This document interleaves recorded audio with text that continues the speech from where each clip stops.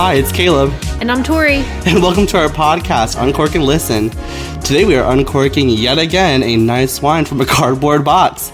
It's a Boda box. We actually used a Boda box previously, and the Boda box wine we are drinking tonight is Sauvignon Blanc.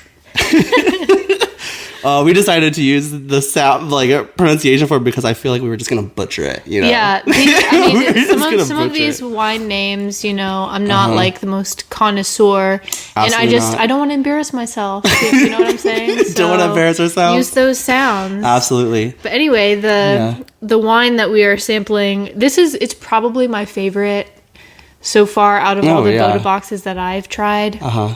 It's very crisp, and it's not sweet, right? You know, it's more tangy, which I personally prefer. I'm not a sweet wine person. It is a good one. It's light, it's refreshing. It's really nice. It is very refreshing, really nice. All right, so why don't we cheers? Yeah, let's cheers. Let's cheers that. Cheers. On that note.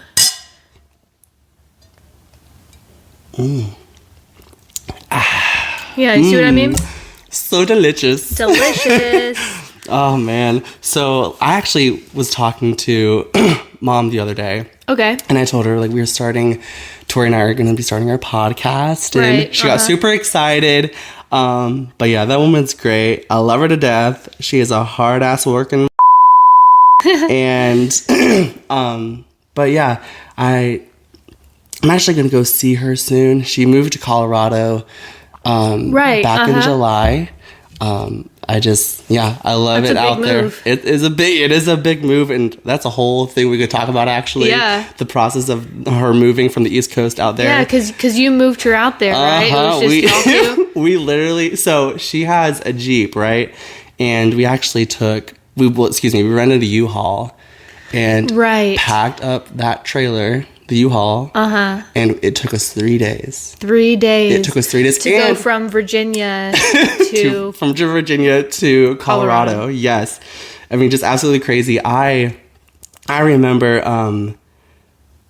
I drove the whole entire time. Wow. And it was funny because did she just not? She just didn't feel comfortable driving. Well, no, she told me that she was like, if you want me to do some of the driving, we can take turns and stuff.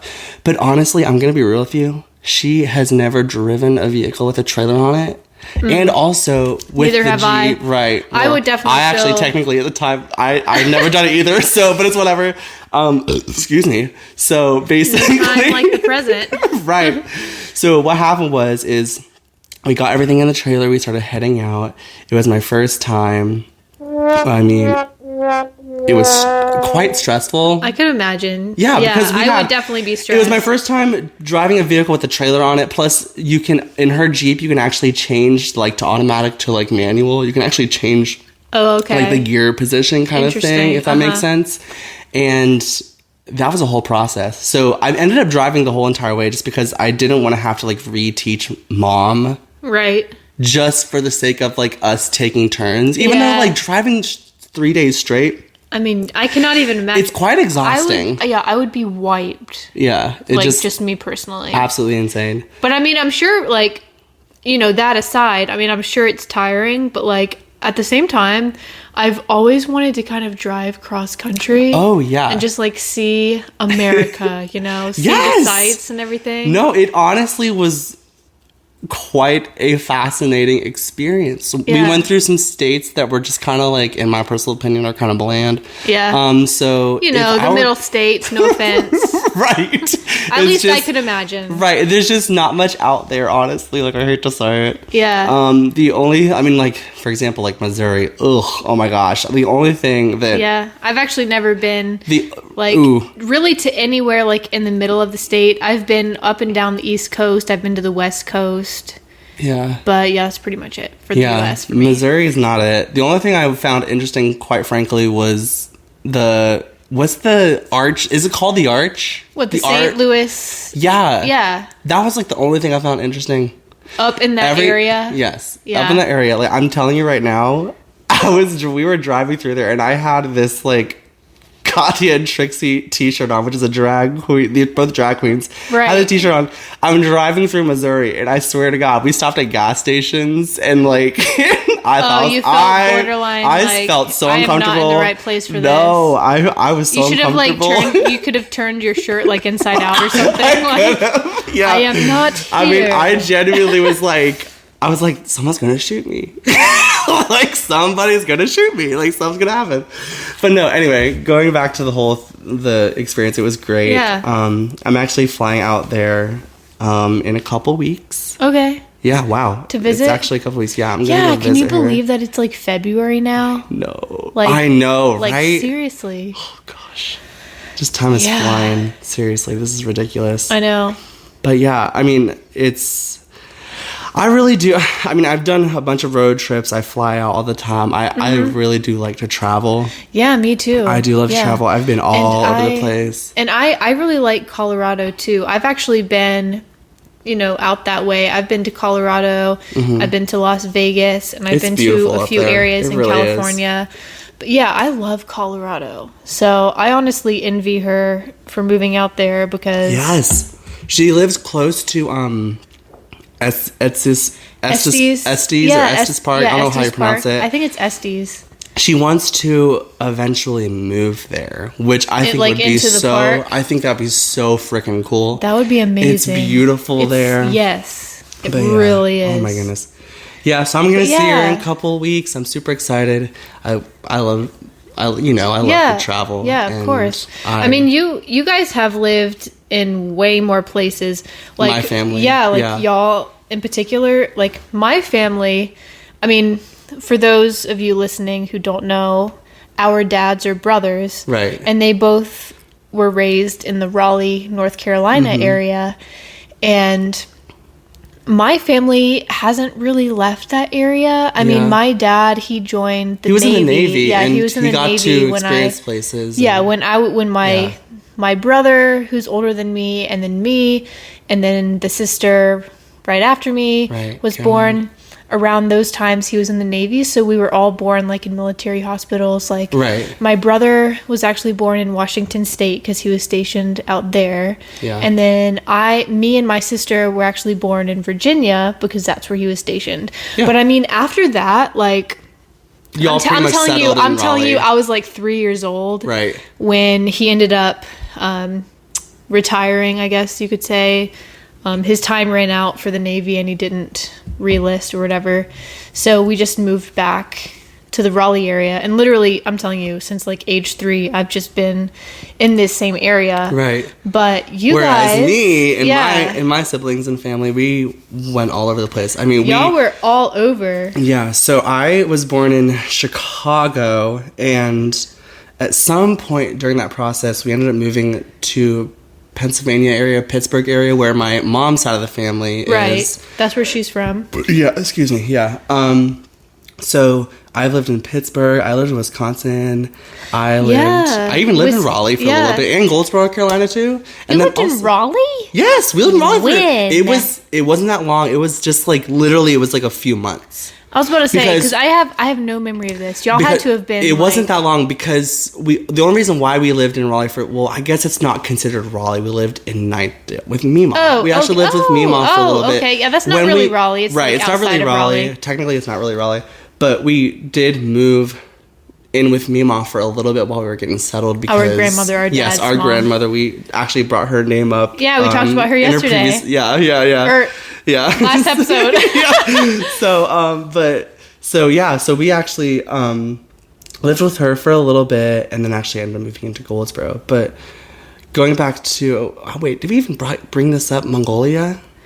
We did not. We have not discussed that. Yeah, I used to live in Mongolia. My parents at the time were a part of a missionary organization, and we lived there for about 2.5 years. Yeah, it was a good little chunk of time. It was a good. I actually started school in Mongolia. Yeah, you did at a school private over school. there. I started. Do you? Excuse me. Wow. Kindergarten. Okay. I got all the burps today. You apparently do. Do you have like genuine you remember going to school there? You remember? Yeah, my first teacher, which was kindergarten, obviously, was Miss Sandy. Her name was Sandy. I don't know what her last name was. She was from South Africa. Wow. I don't know what the hell she was doing in Mongolia. Right. Is it because, like, did it have anything to do with, like, the missionary organization that your parents were with? Or was it I don't think so, because... Like, it was an actual Mongolian school. Yeah. Well, it was a private school. Okay. So I don't know if I would really consider a Mongolian school solely based on the fact that it was private. Okay. Because we had all people from different areas of the world that were just there. Yeah, that's what I was going to ask. Like, you had, like, the students that went there, they were from other places of the world? Or were they mostly Mongolian? No, honestly, there wasn't that many people that were Mongolian in my classes. I think there were, like, a couple. Seriously. It was just a couple. I remember I had friends like Sarah. She was from Germany. I had a friend named Thomas. He was from Sweden. Wow. And then, all in Mongolia. Yes, all in Mongolia. I had a friend. His name was Timothy. He was British. Wow. And Ju Young. I had a friend named Ju Young who was from South Korea. Okay. So I was surrounded by a lot of people, you know, just different ethnicities and culture, you know. Yeah. Not to, like, interrupt you there, but you're good. Like, just out of sheer curiosity, like, do you know why people from all around the world were there? Like, was it a missionary thing? I don't know. Just different I don't know things? if it was it could honestly have been a missionary thing. It could have been a military kind of situation. Okay. It could have just been a work situation. Right. Like, so it's just different for everybody. I feel like it was just very different for everybody. But yeah, I mean, that's pretty much it. We lived there for about 2.5 years. I will say Mongolia as a country is beautiful. Yeah. Is it very, like, mountainous? It's very mountainous. It honestly makes me think of Colorado. It makes me think of Colorado, just big, like, mountains. Wyoming kind of area, because I've also been in Wyoming. But yeah, I mean, it's beautiful there. The food is freaking amazing. What kind of food do they have? It's all like hot food. Like, I don't even know how to explain it. Like spicy Not hot? spicy, Or just like temperature. hot? Like, everything they eat is hot. Like, they don't eat, like, fresh, like, raw? No, they don't eat, like, I mean, obviously, like, their food, I guess you consider their food would be fresh, but it's not, yeah, but you know what I mean, like, raw. Yeah, it's not, I'm burping throughout this whole episode, so just be ready. Good. But yeah, so their food was really good. So they just, like, cooked everything. They pretty much just cooked everything, and it was all hot. Like, their stew was, like, they did so many different types of stews. Huh. There was things called, oh my gosh. Oh, no, that's what it's called. It's called bodes. Bodes? Which is kind of like a dumpling kind of situation. Oh, okay. But you can cook it with, like, sheep or mutton, I guess you would say mutton. Inside of, like, a dumpling It's like wrap? it was like a dumpling kind of situation. It would be like beef, mutton, like red meats, I guess you could say. Would that be like red meats? Also, and this is super random, but I'm gonna throw this out there anyway. I remember when I lived in Mongolia, we would go out into the countryside, and these people in these, like, I guess you could say villages, kinda lived in these gers, I guess. I think that's what they're called. They're called gers, and it's basically like a tent, kind of, but it's, like, made out of like sheep wool and skins and stuff like that. Wow. Like, it's a whole thing. And that they live in these tent-like things. You can look this stuff up. It's quite fascinating. Huh. But anyway, so I would go out into the country, and they would provide this milk. Okay. I want you to prepare yourself for this. It's kind of wild. Oh, okay. So we're not talking about, like, cow milk. It's not cow milk. No. Oh. It's not cow milk. Okay. They actually drank horse milk. Horse? It was a delicacy. It's a delicacy. You're kidding me. At least to my knowledge. I could be wrong. Anyone who's listening, if you know anything about Mongolian culture, correct me if I'm wrong. But I remember drinking horse milk. How? And they would put stuff How did they get the horse milk? It's not like a cow, like, you know. No, but it was horse milk. To my knowledge, it was horse milk. If I am wrong, please correct me. But I feel like I remember it being horse milk, and they would put salt and pepper in it. What? And it was like, it was just like, and they would serve it to you. It was hot. They would heat it up. They heated up everything. Sounds like it. Like I said, they heated up everything. Everything was hot. I'm not sure how I feel about that personally. Right. I mean, it was on. I don't remember it not being bad. Yeah. Like, I drank it, and it was good to me. Like, I don't know. But that was, we went a little off topic. Wow. But that was something that, that I experienced. Yep. But yeah. In regards to, like, travel and everything, not to, kind of get off of, like, Mongolia or anything, but I just know both of us, I've traveled to many places personally. I've been to Germany. Yeah. I've been to Kenya.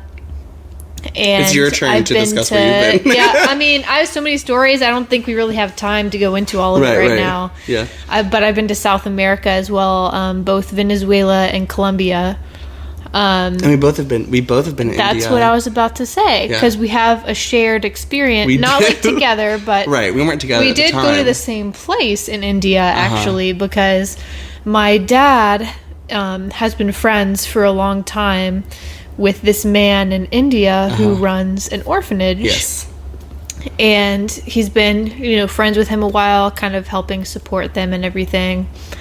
And so it's so damn cool. Yeah. So he took me to India. I mean, this was the first time that I ever left the country. I think I was maybe like 15 years old when I went there. Wow, that's crazy. And for me, I mean, it was a good experience, a very interesting experience. But unfortunately, I ended up kind of getting sick on the trip.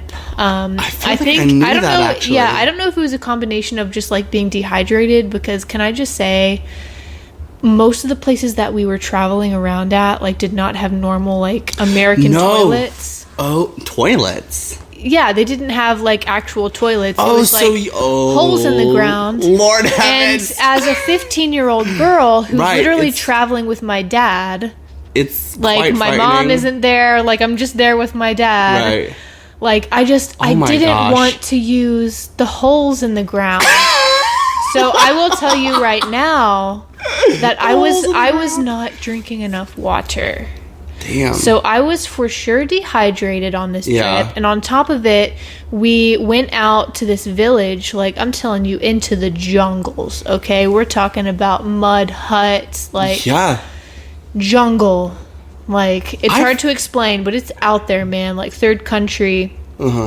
And my dad was speaking at this church, and then after we had, like, the service or whatever in this hut, they served us, because we're their guests and everything, they served us dinner. And we're talking, and listen, their food, at least when I went, because you went with my dad too, but on a different trip. It was a different trip, but the food I thought was amazing. The food was very good. Everything was very spicy, very flavorful. Nothing ever lacked flavor. I definitely enjoyed it. But can I say, yes, I think I picked something up at this village, probably from the food, because who knows what their hygiene was like. Right. Because we're in the middle of nowhere. Right. And these people use their hands for stuff. Like they don't use utensils to eat. Like, we literally are using our hands to eat. At least I was always told to use my right hand. Right. When I'm eating. If I'm going, which is hard for me because I'm left-handed. Right. But anyway, go ahead. Yeah. Sorry.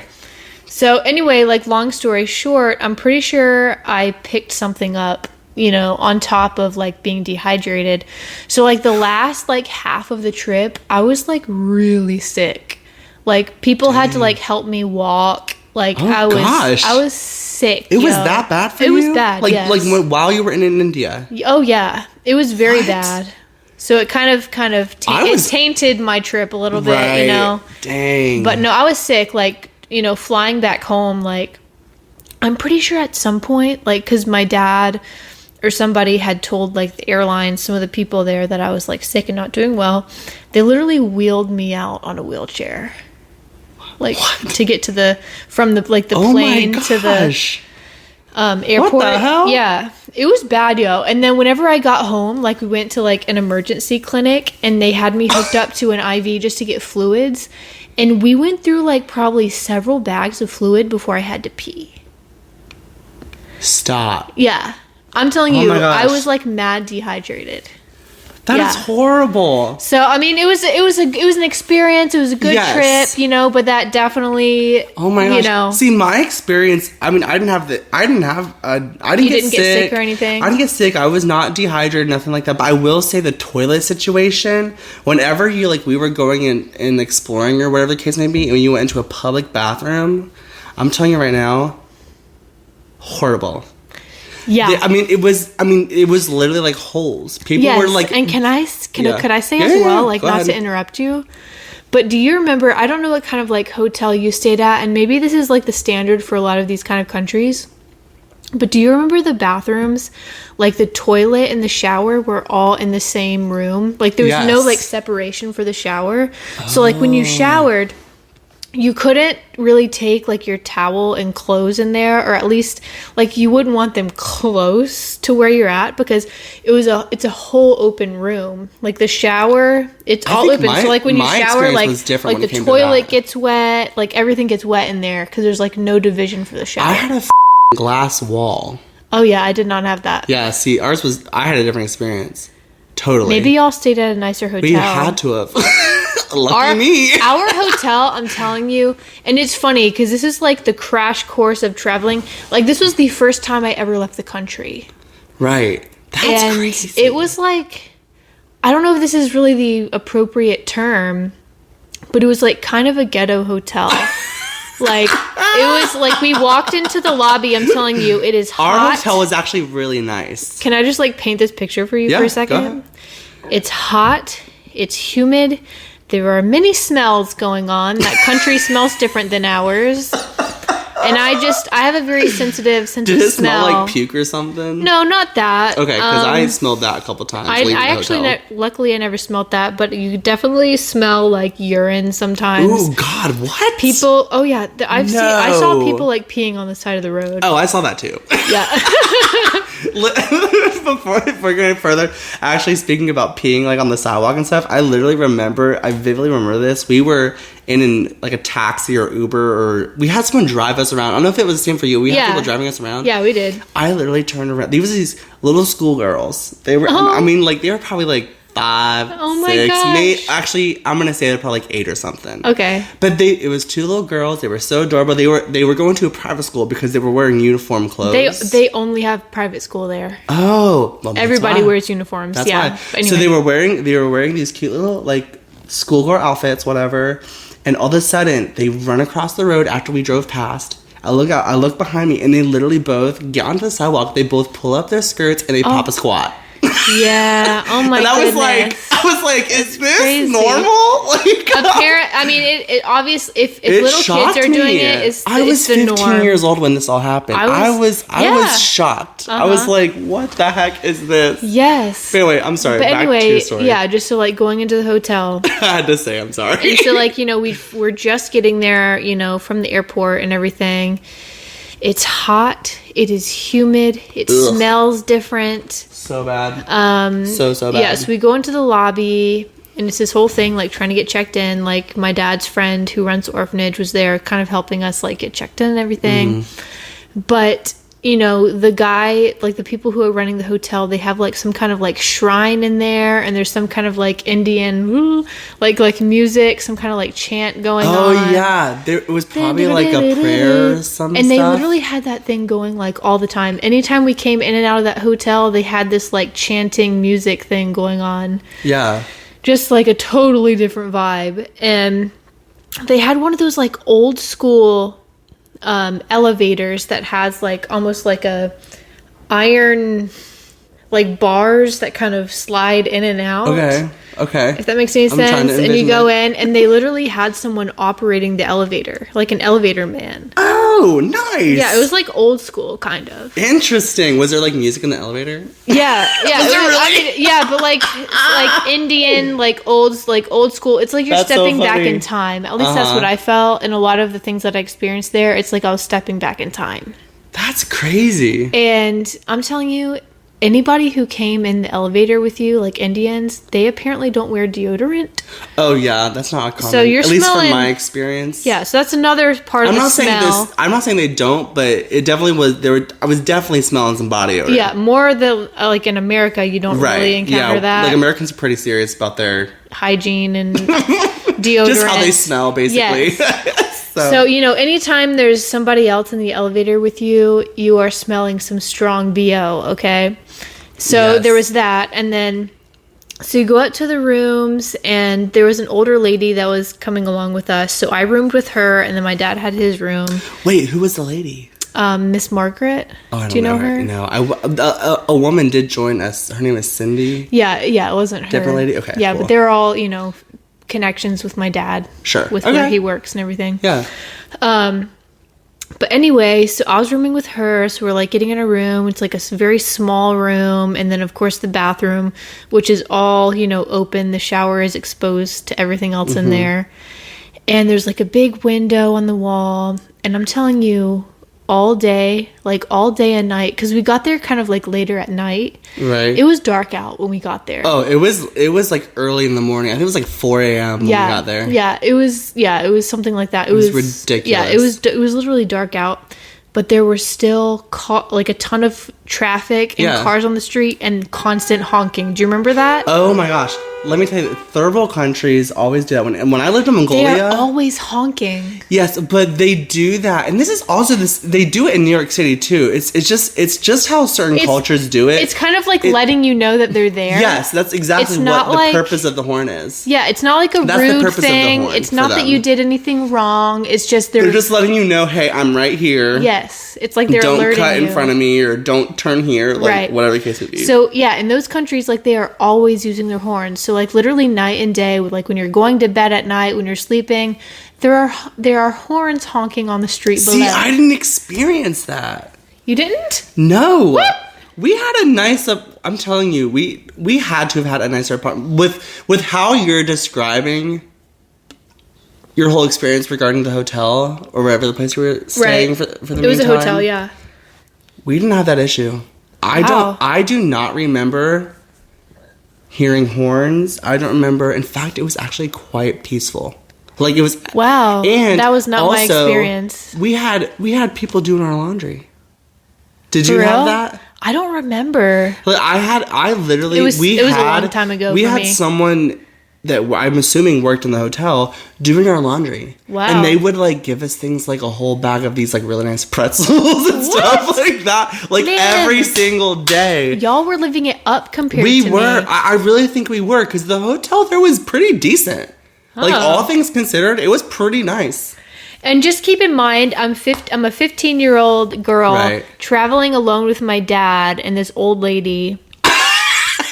And that was my experience. Yeah, it was definitely like a huge culture shock. I mean, for sure, it was your first time leaving the country. I wouldn't take it back at all. No. Even though I got sick and everything, like it was an experience. But yeah, it was a whole thing.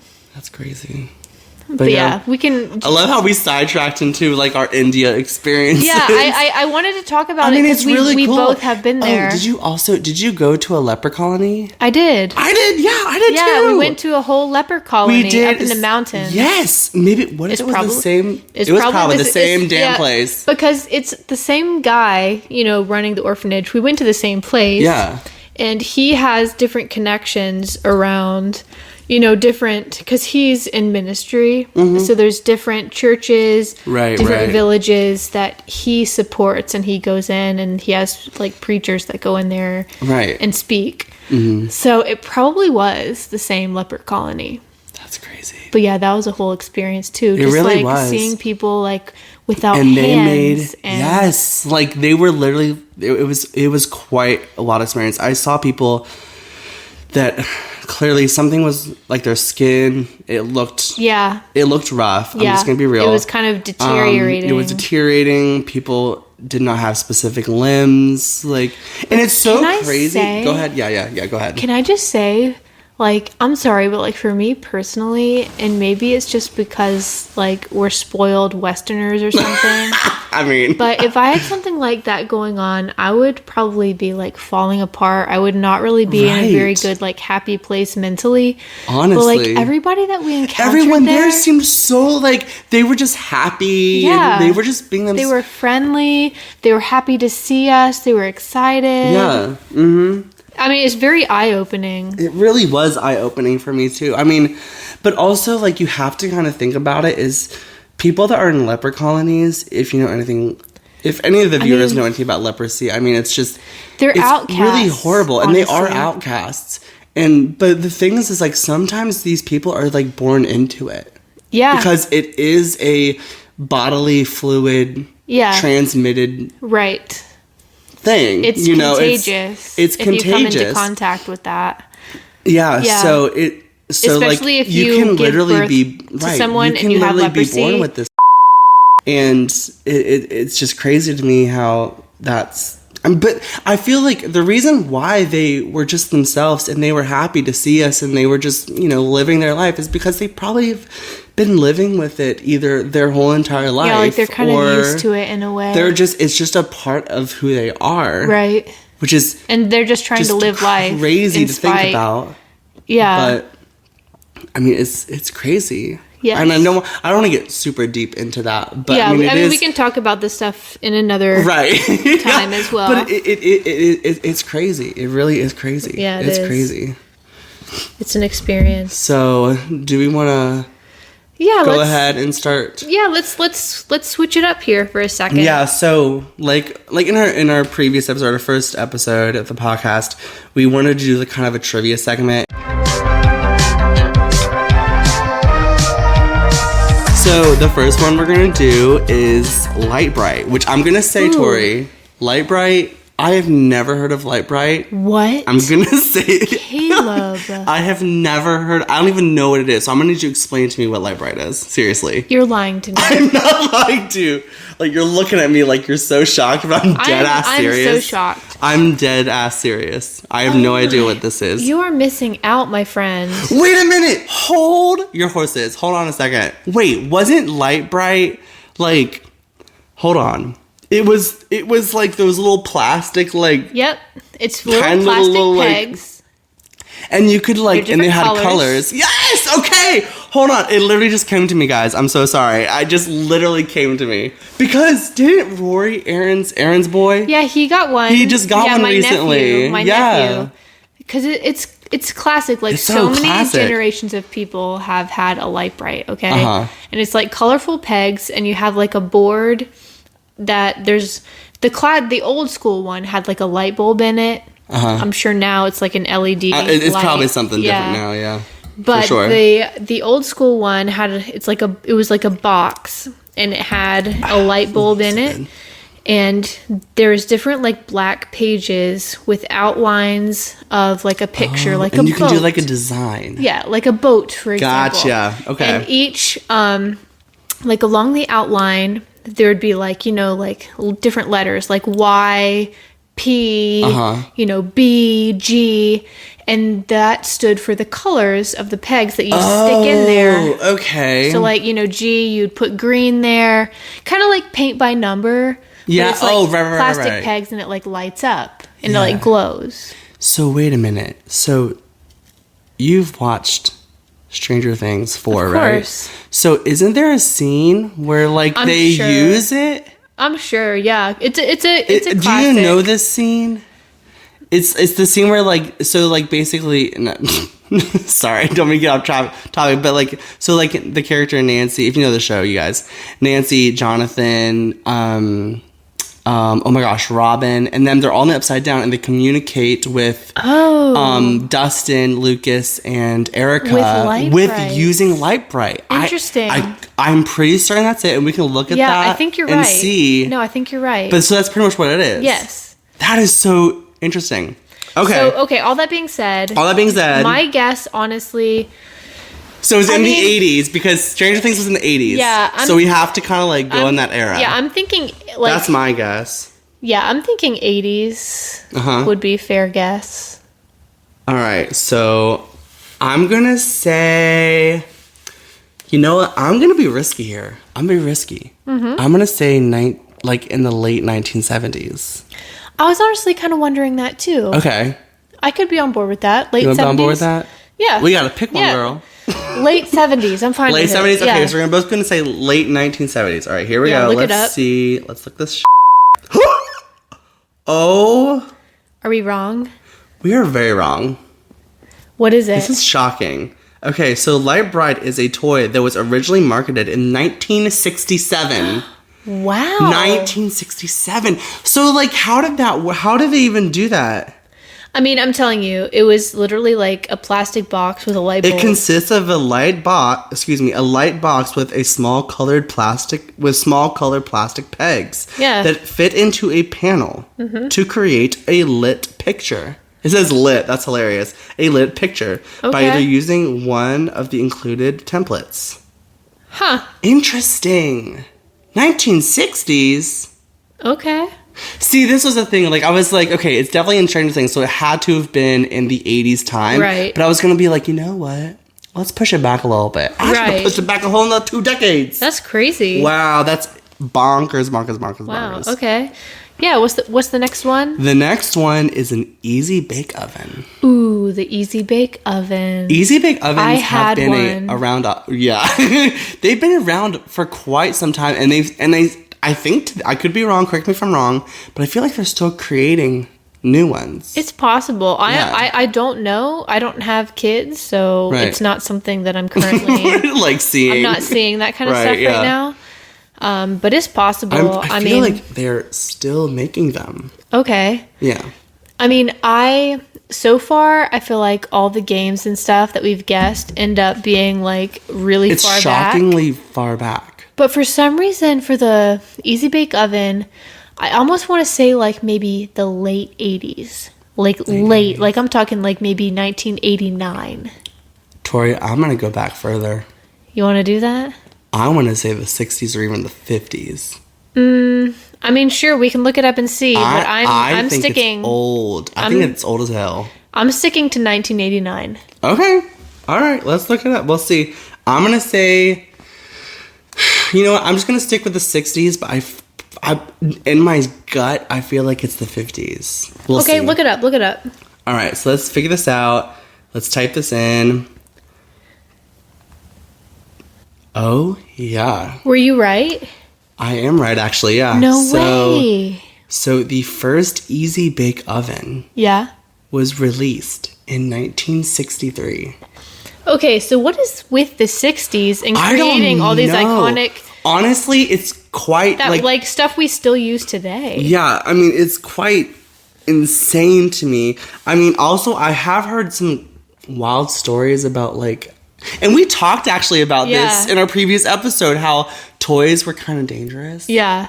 Back then. I mean, dude, you are like the Easy Bake Oven. You're literally like oven. baking on a light bulb, though. Can I just say? But it's a light bulb, but it's still hot. And you have to like pass it through. I'm going to tell you right now, and this is kind of freaky, but the Easy Bake Ovens actually hurt children.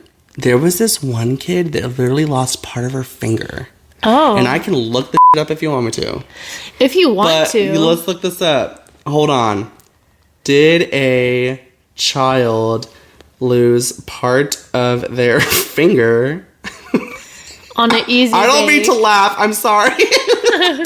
But it's so crazy. Hold on. So did a child lose part of their finger using an Easy Bake Oven? Easy Bake Oven. But we talked about this in our previous episode, how toys used to be like so freaking dangerous and stuff. But yeah, Easy Bake Oven also received one report of a serious burn that required a partial finger amputation to a 5-year-old child. Oh no. Look, it says it right here. Wow. That's what I'm saying. Can I just say, like... It's so random that I brought that up, but I'm sorry. Yeah. It's crazy. I wonder if, like, my mom knew, like, she that probably it was a did. little... I mean, it's hot. It does get hot, Tori. Yeah. It gets really hot. Right. It does get hot. Because, yeah, can I just say, like, I always wanted to use mine. Like, I wanted to use my Easy Bake Oven, like, all the time. But my mom would not let me use it unless, like, she was available to, like, be there with me. Right, just be present for it. Yeah, so I wonder if she kind of understood, like... She probably, like, did some research on this and was like, yeah, you probably should not be using it without adult supervision. Yeah, for sure. Because she always... That is so crazy. I mean, I heard about this and I was like, I have got to look this up because we're going to talk about it. Right.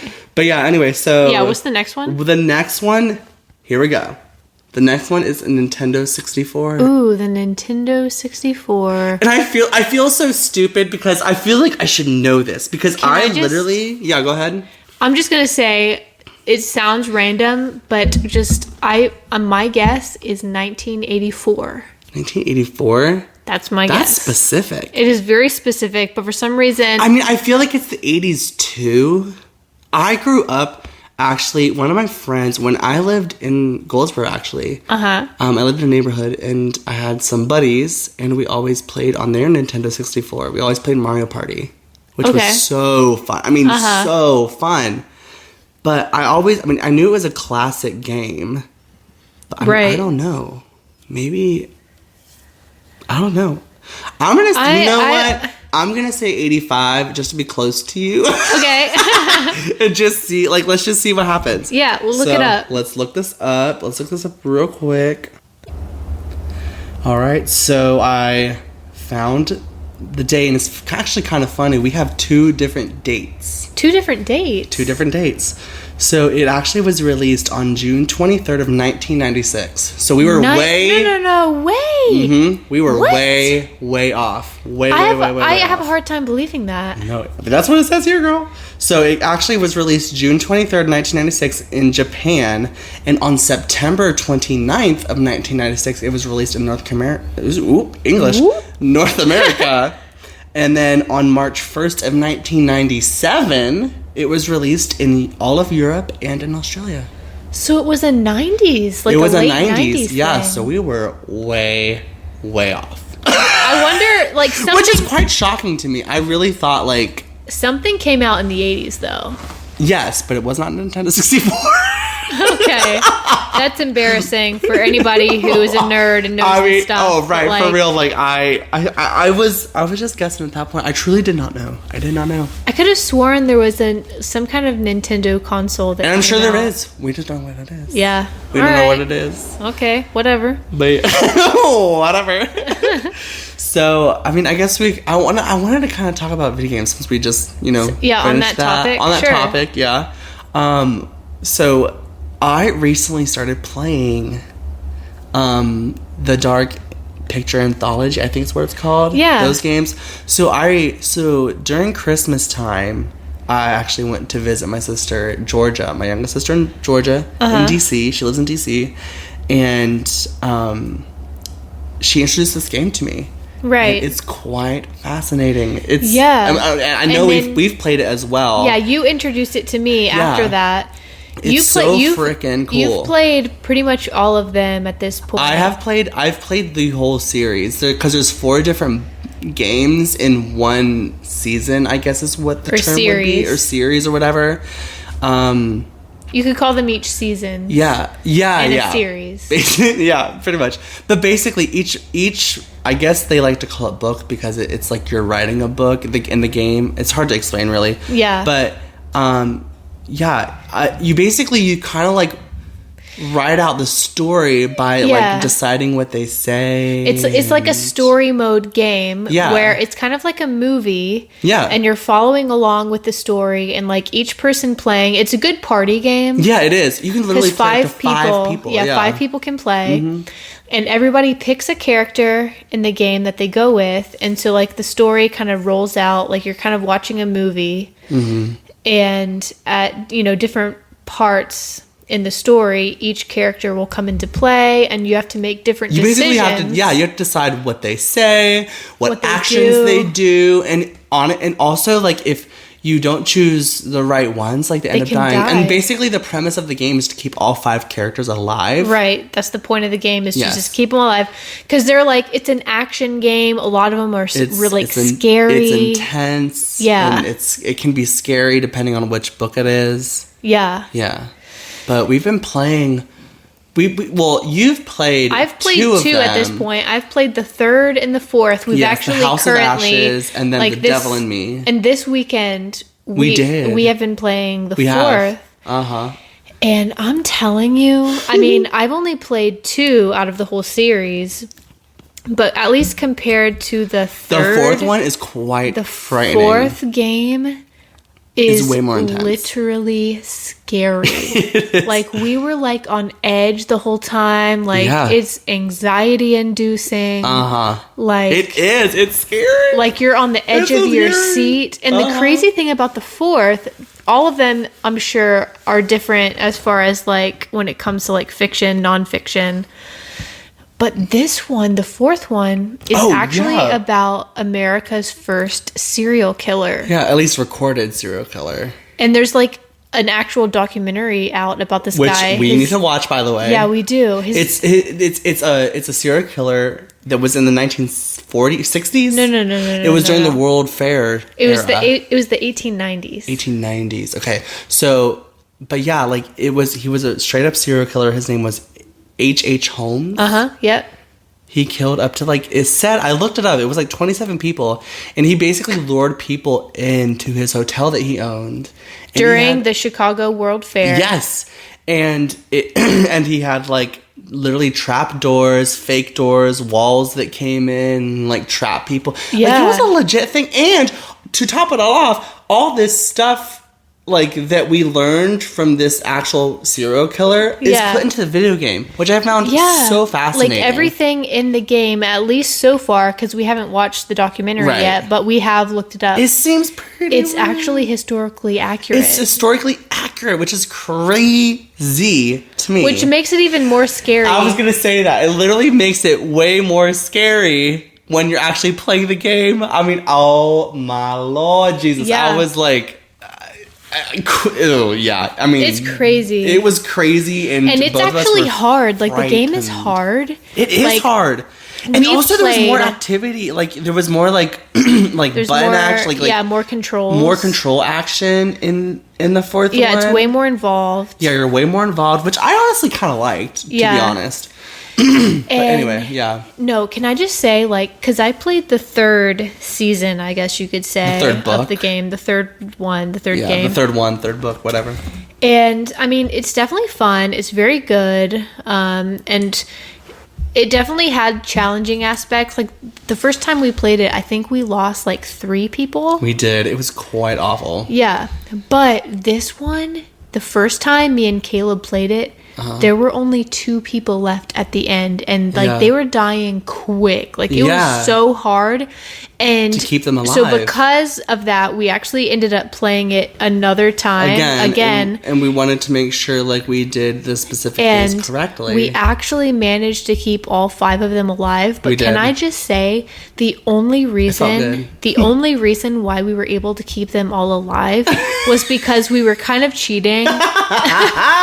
Like, we were looking up how to do it the whole time, because it's hard. I wouldn't say the whole time. I wanted for specific keys. For specific keys, I just wanted to see like what the trick was, because to keep them alive. It honestly was quite frustrating, and I was like getting upset about it. Like, I really wanted to like keep these characters alive, because you honestly get so emotionally. At least I'm gonna speak for myself. Yeah.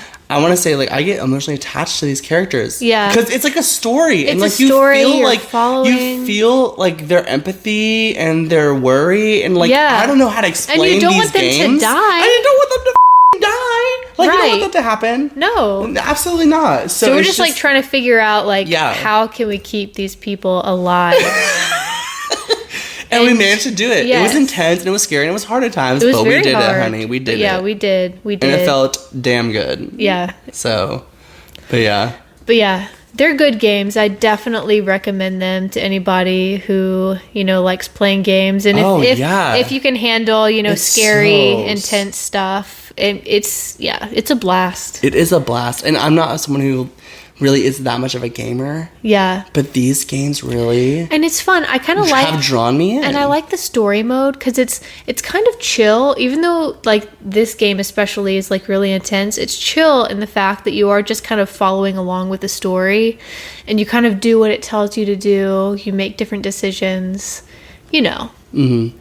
But yeah. All right. Yeah. Well, it looks like we're going to have to wrap it up. Yeah. We're getting to that time. Thank you so much for joining us today. Really do appreciate it. If anyone is interested, you can go ahead and check out our store. It's on Etsy. You can search it by looking into Uncork Listen. The link we will also have on our page as well. Again, thank you so much, guys, and hope you'll join us next time. Yeah. Yes. It's been fun. Good. Yeah. All right. Yeah. See you next time. Bye-bye. All right. Bye.